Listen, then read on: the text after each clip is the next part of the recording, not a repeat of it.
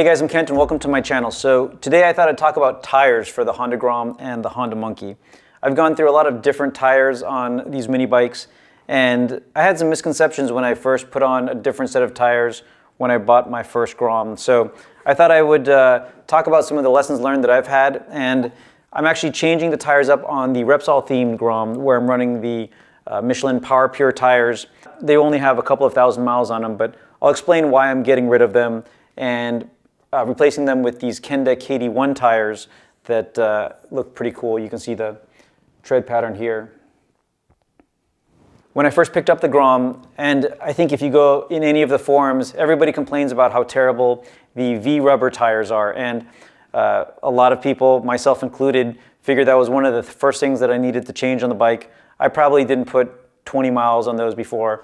I think I went straight to these Michelin Power Pure tires. I may have actually had a different set of Michelins on them at one point. I can't remember, but a couple years ago, the Power Pures were one of the go-to tires, and again, just reading on the forums, I decided to make that same change. I really regret, though, not just the tires. The tires were okay. Honestly, and at that point, I wasn't really riding those tires anywhere near the limit, so I couldn't tell the difference, but I don't honestly think there was a huge difference in the amount of stickiness or grip that these Power Pure tires had over the stock V-rubber tires. One thing that I regret doing on this build, though, was that I went with the 140 rear tire. The stock Grom tires are a 120/70 in the front and a 130/70 in the back, but I went with the 140/70 in the back on this build just to give it that fatter looking tire to make it look a little more sports bike like, but it really impacted handling. I just got back from that Mexico ride where we were riding through those the hills, and we did a canyon ride a couple months back too that I noticed this bike just doesn't perform anywhere near as well as the Track Monkey, and the Repsol themed bike has great suspension. I've got Racing Bros both in the front and the rear. I really think it's the tires that are causing me some issues, and it's that rear tire that, for one, being fatter, just doesn't want to turn nearly as easily as a skinnier tire. So Track Monkey, I have I think it's 100 in the front and a 120 in the back. I actually did the same on the NSR, and those thinner tires make it so much easier to turn and steer with a lot more control than a big fat tire. You see some of those crazy cruisers that have like a car tire in the back, and I can't imagine how hard it is to actually turn that effectively. I assume you really don't. I assume you just kind of steer it like a car, but when you're trying to get around a corner, being able to have that skinny tire makes a really big difference. So the fatness of the tire is one problem. The other is that because everything's a ratio in tire sizes, the wider tire actually makes it a little bit taller too, and because of that, well, for one, it irritates me. It leans too much over on the kickstand because the kickstand is now further away since the whole bike is taller. The other problem, though, is that the back of the bike is taller, and I didn't raise the front suspension too, so it's a little bit twitchier. And I find going into corners, it just is a little squirmish coming into corners that makes me nervous. Again, I think all due to that stupid rear tire. So I'm not really dogging on Power Pures in general. I had this bike on the track once, and it was one of the first times I had been to the track, so I wasn't pushing it hard. But the folks at the track, for one, warned me not to try to get my knee down just because these tires probably wouldn't be able to handle it. But also comparing it to the slicks that I run now, it's a pretty night and day difference. So again, the tires that I'm popping on are these Kenda KD1s. Some of the guys from the track actually run these on the track, but these are also DOT approved tires, which I mean, for when they're street legal, and they also have some water channeling. So while I rarely ride the bike in the rain, it's nice to know that if I do get caught in the rain, I'm not worried about not being able to ride my bike home. So I'm excited to get those on. Should level out the bike, hopefully stabilize the front. Yeah, let me get my kickstand down without it leaning over all the way. And again, being the stock width should help me get through those corners quite a bit better. And then for the Monkey, they come also with a V-rubber branded tire, but it's actually a different size than the stock Grom tires.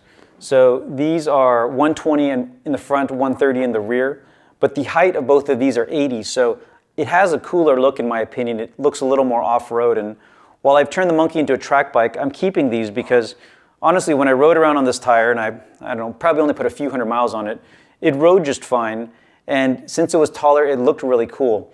I can't find similar tires like the Shinko Mobbers and some of the other blocky ones, the Kenda big blocks. They don't come in that 120/80 or the 130/80, so they're a little bit skinnier and they don't look as cool and off-roady as I think these do. So I think one of my points here is that when you get your bike, I would really ride the stock tires until you feel like you're pushing them at the limit. If you're not going to the track, the stock tires are probably just fine. Again, for the Monkey, I think the stock ones look particularly cool, and the stock ones that come on the Grom, I really think are good enough for most all-weather riding conditions. The Power Pure tires remain to be pretty popular though, especially for other configurations. So on the Ruckus, I'm also running the Power Pures.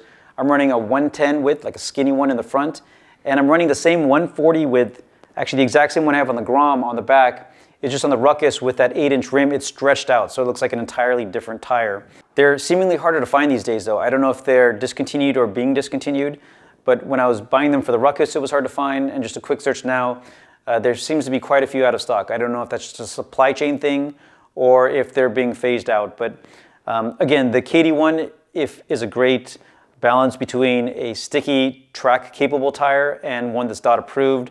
The Pirelli Diablo is another similar tire that is that good balance between trackable and streetable. And then if you're looking to be just on the track, there's no need to be DOT approved or have any water channeling. I have the PMT Slicks, the medium compound on the 2019 Track Monkey. And those tires, when they get warm, are super sticky. I have never had as much confidence as I do on a bike once those tires are hot going around a track. And then for the NSR, and I haven't got this to the track yet, so I can't speak from a position of experience, but these are the Pirelli Superbike slicks. So they're like the Pirelli Diablos, but they're straight up slicks for the track only.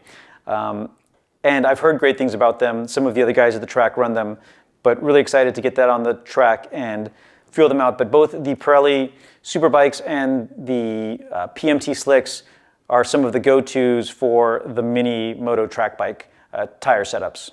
So let me get these wheels off the Repsol bike so that I can take them down to the shop to get the new tires mounted. For mounting tires, I honestly recommend just spending the $20 to, I've heard as high as $40 or $50 per wheel to get the tire swapped.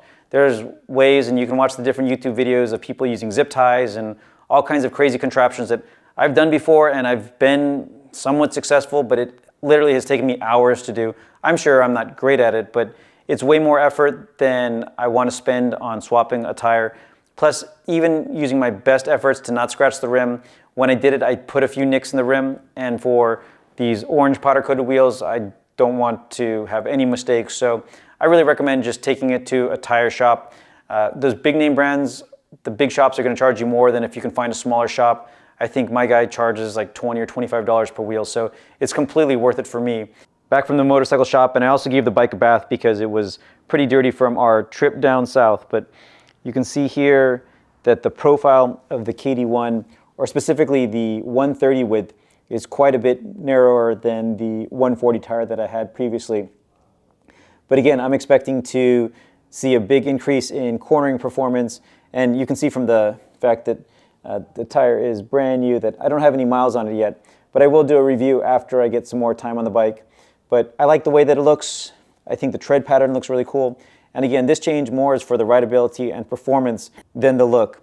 I may do the same tire stickers that I did on the side of the Michelin Power Pures. I'll reach out to tirestickers.com and figure out what I'm going to do there. But for now, excited to have this on the bike and ready to go for a ride. So thank you everybody for watching. Stay tuned for more videos and keep on building.